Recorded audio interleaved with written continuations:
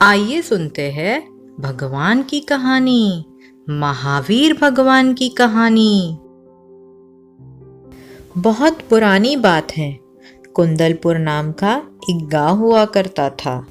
वहाँ के राजा सिद्धार्था, उनकी पत्नी त्रिशला और उनका पुत्र नंदीवर्धन के साथ हंसी खुशी रहते थे। नंदीवर्धन के जन्म के कुछ ही समय बाद रानी त्रिशला को अनोखे सपने आने लगे। इसलिए यह बात उन्होंने राजा से करने का निर्णय लिया। उन्होंने राजा से कहा, मैंने सपने में एक सफेद हाथी, सफेद बैल, सिंह, लक्ष्मी माता, फूलों की माला, चंद्र, सूर्य, एक ध्वज, चांदी का कलश, कमल के फूल से भरा तालाब, दूध का सागर, दिव्यमृत, रत्नों का संग्रह और धूम्रमुक्त अग्नि देखी। यह बात सुनकर राजा चकित हुए और उन्होंने कहा कि हमें यह बात अपने राज ज्योतिषी से करनी होगी।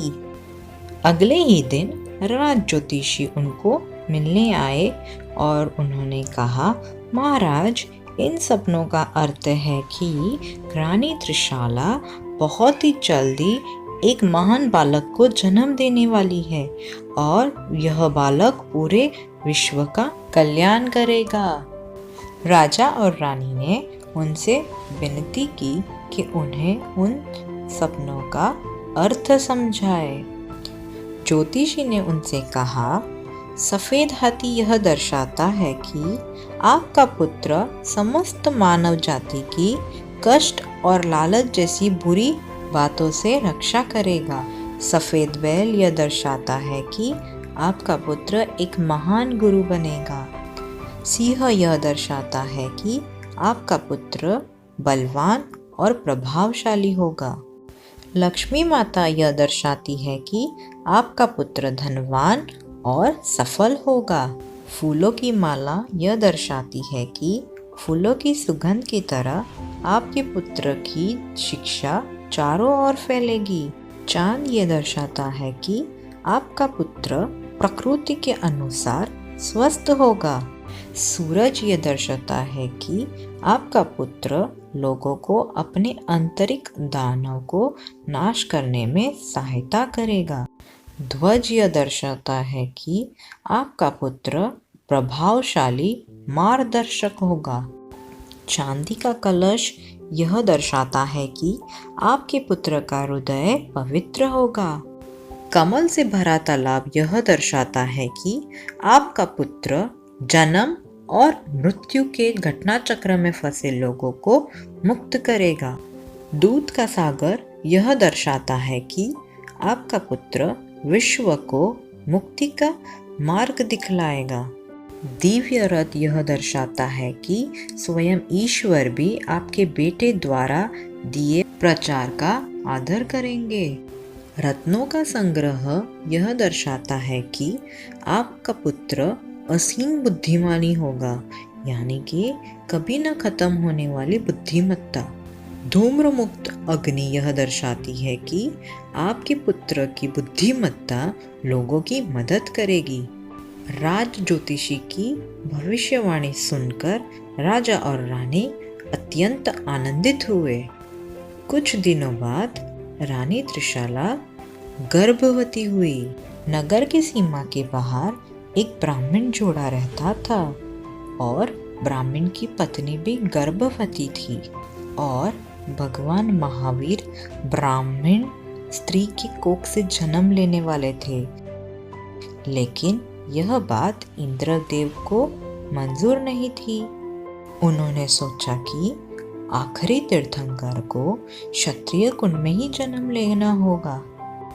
इसलिए उन्होंने ब्राह्मण स्त्री और रानी त्रिशला के गर्भ का फेरबदल किया ताकि आखिरी तीर्थंकर का जन्म क्षत्रिय कुंड में ही हो।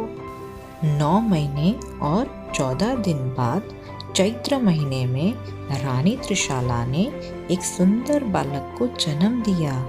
राजा और रानी बहुत खुश हुए और पूरा राज्य भी खुशी से आनंदित था और उन्होंने बेटे का नाम वर्धमान रखा।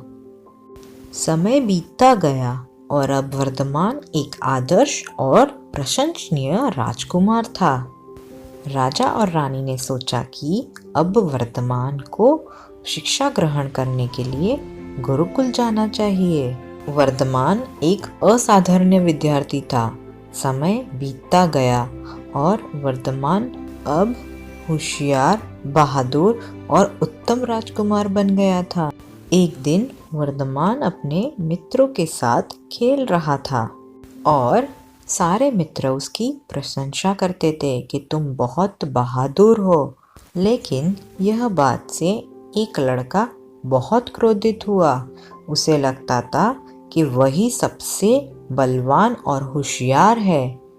इसीलिए वह वर्धमान के पास गया और कहा कि मुझसे मुकाबला करो।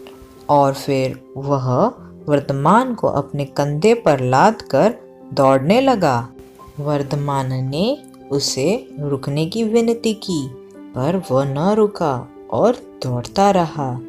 अंत में वर्धमान ने उस पर अपनी पुष्टि का प्रहार किया और दर्द में उस लड़के ने अपने घुटने टेक कर माफी मांगी और कहा, तुम महान हो।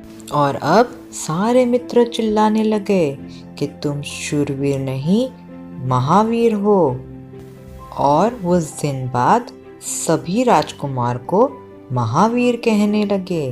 एक बार वर्धमान अपने दोस्तों के साथ खेल रहा था।